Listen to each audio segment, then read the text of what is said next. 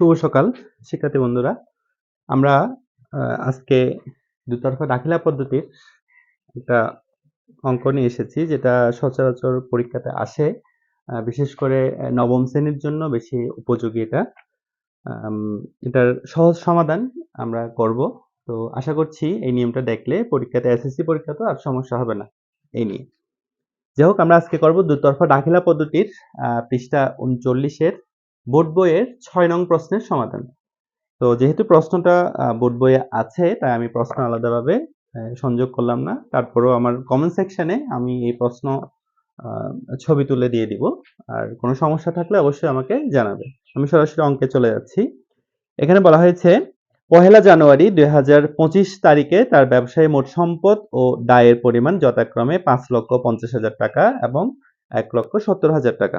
উক্ত বছরে জনাব শহীদুল ইসলাম আরও 50,000 টাকা নতুন করে ব্যবসায় বিনিয়োগ করেন। উক্ত বছরে তিনি মোট 40,000 টাকা নগদ উত্তোলন 31 ডিসেম্বর 2025 তারিখে তার ব্যবসায় নির্মুক্ত সম্পদ ও দায়সমূহ ছিল: নগদ 1,85,000 টাকা, আসবাবপত্র 1,80,000 টাকা, প্রাপ্য হিসাব 1,30,000 টাকা, মজুত পণ্য 90,000 টাকা, ব্যাংক ঋণ 60,000 টাকা এবং প্রদেয় হিসাব 55,000 টাকা। যাই হোক, ক নম্বর প্রশ্নের মধ্যে বলেছে এখানে রিয়াট এন্টারপ্রাইজের মোট প্রারম্ভিক মূলধনের পরিমাণ নির্ণয় করো। আমরা দেখি, সরাসরি অঙ্কে চলে যাচ্ছি।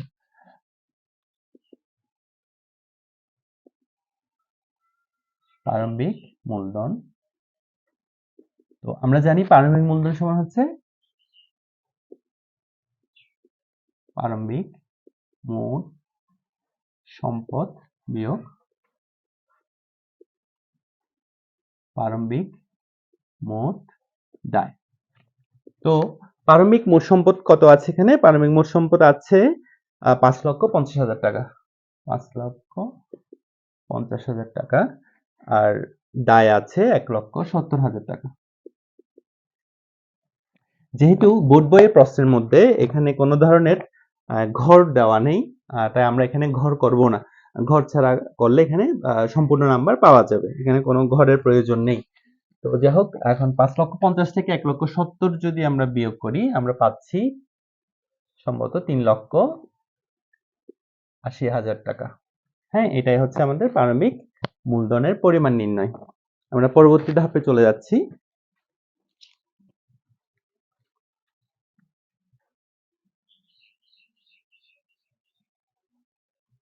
ক নম্বর প্রশ্নের এইটুকুই অ্যান্সার।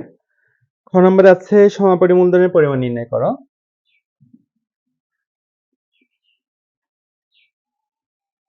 সমাপনী মূলধন, তো আমরা জানি সমাপনী মূলধন সমান হচ্ছে সমাপনী মোট সম্পদ, সমাপনী মোট দায়। তো সমাপনী মোট সম্পদ, এখানে টাকাগুলো একটু ভিন্নভাবে দেওয়া আছে, এগুলো সবগুলো যোগ করে তারপরে লিখতে হবে। যেমন এখানে দেওয়া আছে 31 ডিসেম্বর 2025 তারিখে তার ব্যবসায়ে নির্মুক্ত সম্পদ ও দায়সমূহ ছিল। তো এখানে সম্পদ আছে নগদ, আসবাবপত্র, প্রাপ্য হিসাব এবং মজুত পণ্য। তো নাম লেখার প্রয়োজন হবে না, সরাসরি আমরা টাকা লিখে দিতে পারি। 1,85,000 টাকা যোগ 1,80,000 যোগ 1,30,000, 90,000, এগুলো সম্পদ। আর দায়ের পরিমাণের মধ্যে আছে 60,000 টাকা ঋণ এবং প্রদেয় হিসাব 55,000 টাকা। দেখা যাচ্ছে এই সবগুলো যোগ করলে এখানে আসবে 5,85,000 টাকা এবং দায় সমূহ যোগ করলে দেখা যাচ্ছে 1,15,000 টাকা। তো সূত্র অনুযায়ী আমরা সম্পদ থেকে দায় সমূহ বিয়োগ দিয়ে আমরা পাবো এখানে 4,70,000 টাকা। আশা করছি সমাপনী মূলধন সম্পর্কে আমরা ভালোভাবে আয়ত্ত করতে পেরেছি। যাই হোক, সর্বশেষ যে গ নাম্বার প্রশ্ন, আমি খুব দ্রুত করানোর চেষ্টা করছি, তোমরা এটা বারবার দেখে এটা এই জিনিসটা বুঝে নিতে পারবে। তো পরবর্তীতে আছে লাভ ক্ষতি নির্ণয়। লাভ ক্ষতি নির্ণয়ের সূত্রটা অবশ্যই জানতে হবে।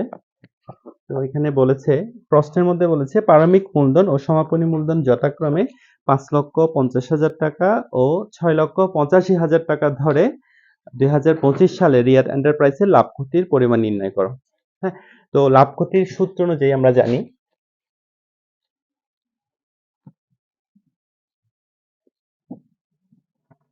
লাভ ক্ষতি সমান সমাপনী মূলধন যোগ উত্তোলন, আর এখানে হবে প্রারম্ভিক মূলধন যোগ অতিরিক্ত মূলধন। তো যেহেতু প্রশ্নের মধ্যে সমাপনী মূলধন উল্লেখ করা আছে, সমাপনী মূলধন আছে এখানে 6,85,000 টাকা যোগ উত্তোলন দেওয়া আছে যে উক্ত বছরে তিনি মোট 40,000 টাকা উত্তোলন করেন, 40,000 টাকা।